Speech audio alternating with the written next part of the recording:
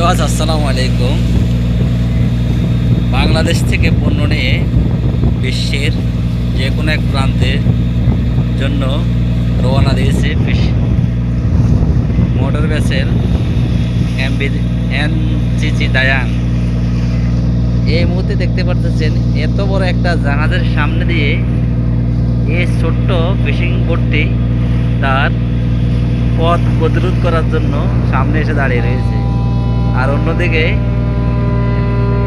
এই জাহাজ হরন দিয়ে চলতেছে। এদের একটু ভয় ভীতি কিছুই কাজ করতেছে না।